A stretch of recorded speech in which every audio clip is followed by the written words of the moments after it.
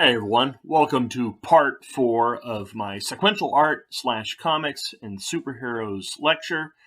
Hopefully these videos will get better as I do them. This distance learning thing due to the coronavirus lockdown is really forcing me to learn some new tricks here, so hopefully I'm a fast learner and they'll progressively get better. Speaking of which, in case you're wondering, where did my beard go? Apparently you can wear a mask much better when you don't have a beard. And for when I go out shopping, which I really try and limit to, just once a week, I wear a mask. And so there you go. Anyway, so let's get right into it. Where I left off last time, I was talking about comic strips, especially the early days of it, and then the rise of adventure strips. And I want to talk about a couple more of those. And we'll start off with Dick Tracy. He was created by Chester Gould. Now, Dick Tracy, he was a heroic cop who had all these fancy gadgets, like his two-way wrist radio.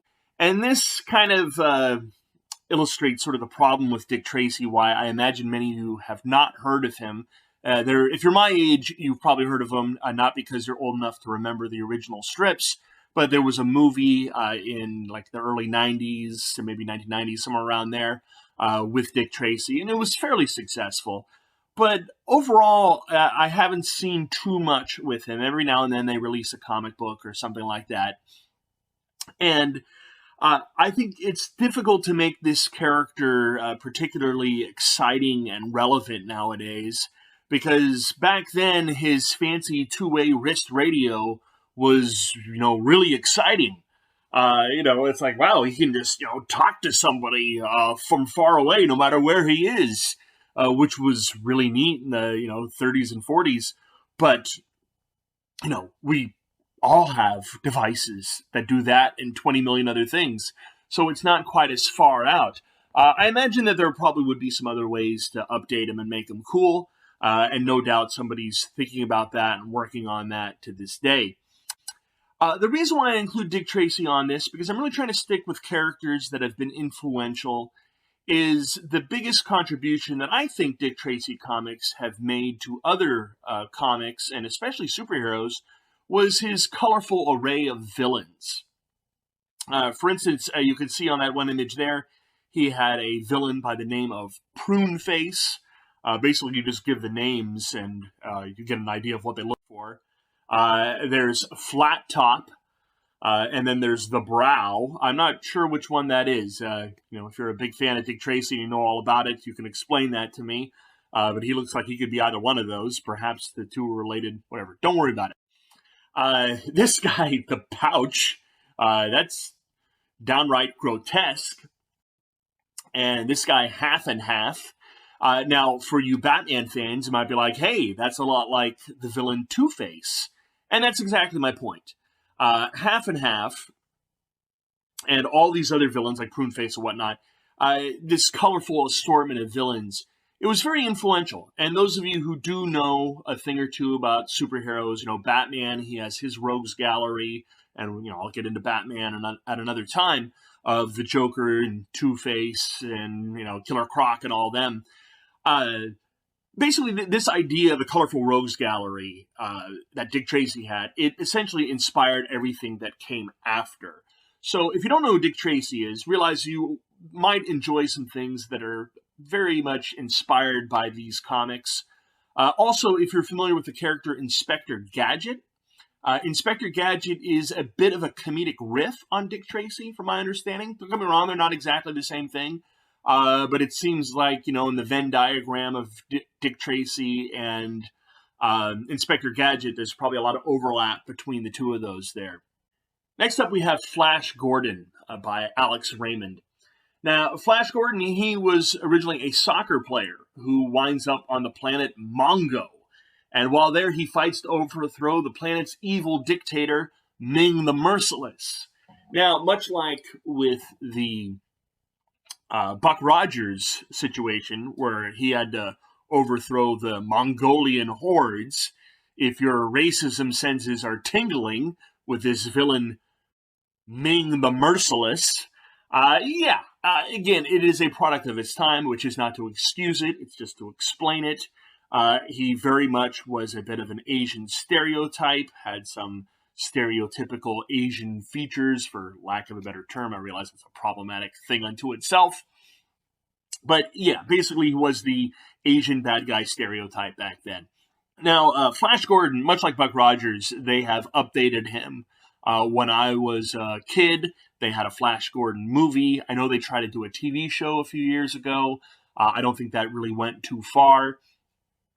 But, they've updated him.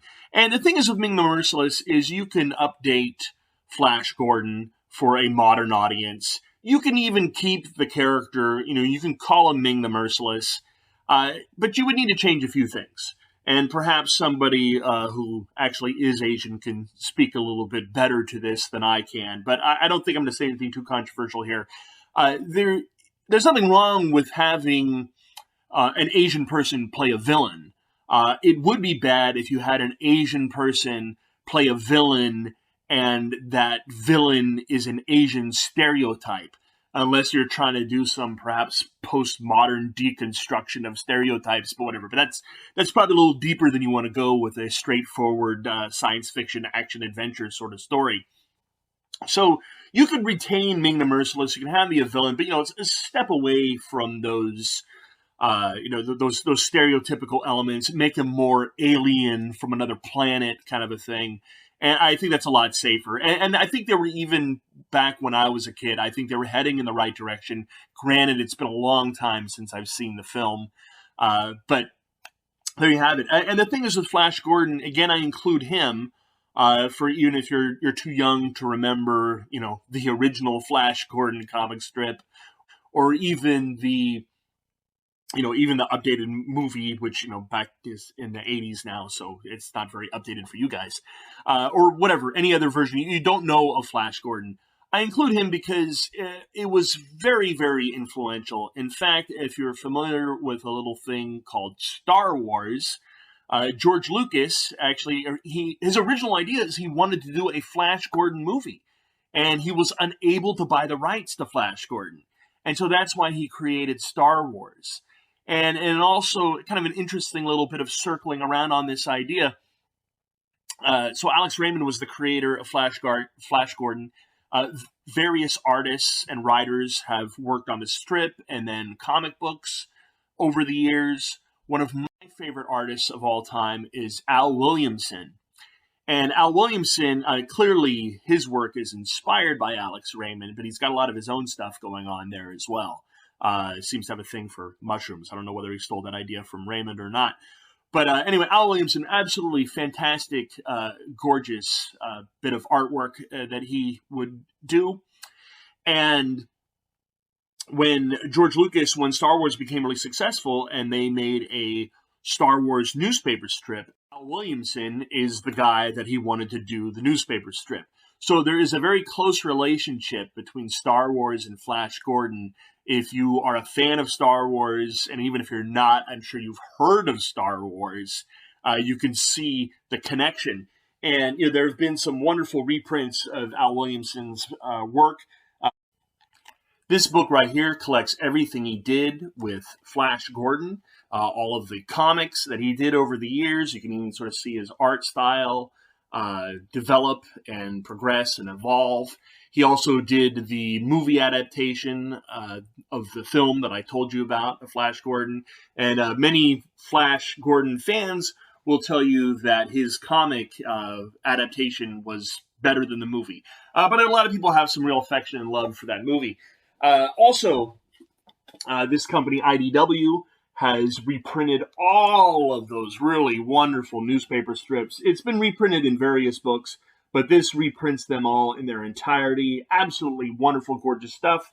If you are a fan of comics, you should get it. If you're a fan of Star Wars, you should get it. If you're a fan of both comics and Star Wars, why are you still watching this video? Go on, get it now. Actually, no, don't, because we're under lockdown. Get it when you can.